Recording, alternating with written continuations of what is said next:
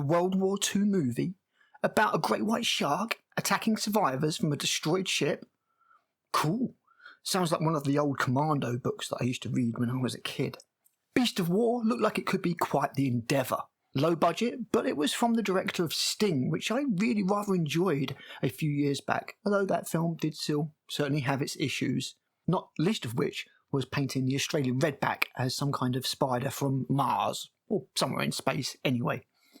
But we've moved on from spiders to another of most people's fears. Sharks. Lots of people have a fear of sharks. It's galleophobia, in case you were wondering. And that's why we have so many shark movies. But can this new entry offer anything different to what's come before? Let's find out. The first 20 minutes of the film or so has a bunch of new recruits to the Australian Army being put through their paces before being thrown into the Indo-Pacific meat grinder. One of the ensemble is Aboriginal in nature. His name is Leo. Hang on, can we say Aboriginal, or is it Native Australian? Meh. They go on a timed exercise where if they fail, then things are going to get worse for them. And one of the group falls into quicksand. They all have to succeed or none succeed. On the battlefield, all there is you and your mates. Sadly, we don't get to find anything out about them, any of them. For a film that puts so much emphasis on camaraderie, it's quite baffling how we just don't really know anything about this group of individuals. But this guy who's fallen into quicksand and actually disappears beneath it jeopardises all of that. Guess who the only guy to help him is? You got it! Leo! So they make it back just in time. And obviously one of the troop is racist towards Darky Leo. This continues, and even though the Abo chap has the rest of the troop loving him after a set to with this palest of the pale racist, the white on brown hate continues, and in fact just takes centre place in this narrative, to the detriment of all else. There is also a nonsense throwaway scene with two nurses, because otherwise you'd have literally no women in this film at all, and we just can't have that. But none of the other soldiers are explored at all. We literally find out nothing about them. Now, I just want to take a second here to say that I know there was racism in the ranks. It goes without saying. And I'm not saying that you shouldn't be able to mention or show that or detail that in films. To do so would be disingenuous. But man, does this film have a hard-on for this narrative. It doesn't help that we have a case of the bestest ever minority going on here, either. And Marty Sue, if we ever saw one. Is it Gary Sue? Barry Sue? I like Marty Sue. Marty Sue's good. Leo is quite simply the most altruistic, brave, noble bloke to ever walk the earth. He also has a tragic backstory, of course he does, involving his brother. I don't know, it's told in these weird half-assed stylised flashbacks that look like they're from a low-budget Life of Pi or something. And don't even get me started on the based on true events bollocks that they spin out.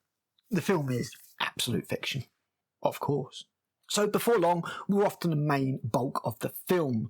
The soldiers ship out towards Japan, and on the way, their ship is attacked and sunk by Japanese Zeros.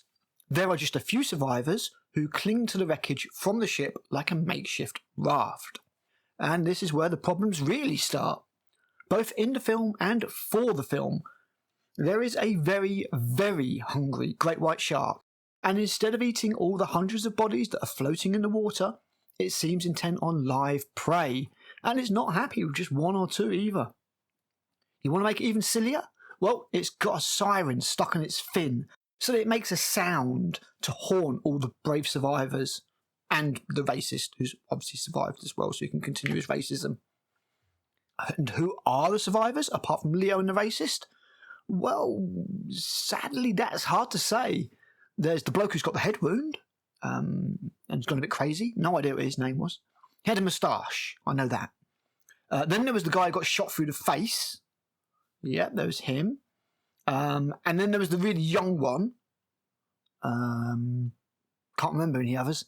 Out of a cast of about 8 survivors, the vast majority are just shark fodder. And we know literally nothing about them. So we don't really care when they get chomped. At all. All the while, Leo is being brave and inspiring, and the racist is still being a racist wanker. And, well, the whole film just kind of falls apart, to be honest.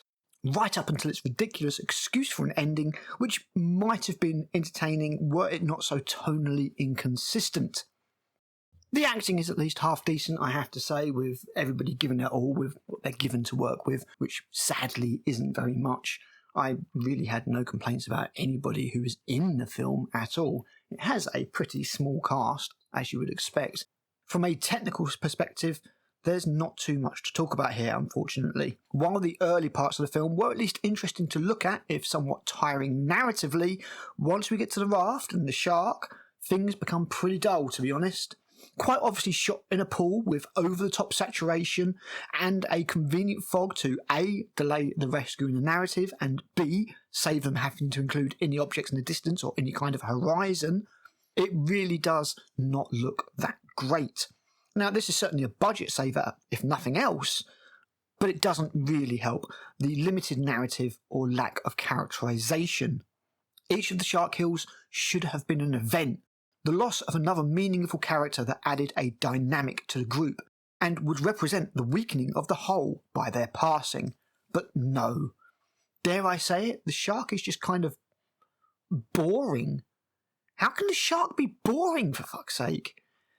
It literally just comes along, chomps somebody, goes away. Or somebody falls overboard or leaves an arm overboard, the shark chomps it and just goes away. And each time they just get this siren they can hear. It's just kind of dull. And yeah, the film runs and what you expect to happen happens and then it ends. And honestly, I don't think I'm going to remember it for very long. It's a shame because I think this monster feature really did have potential, but sadly, ended up being more bores than jaws.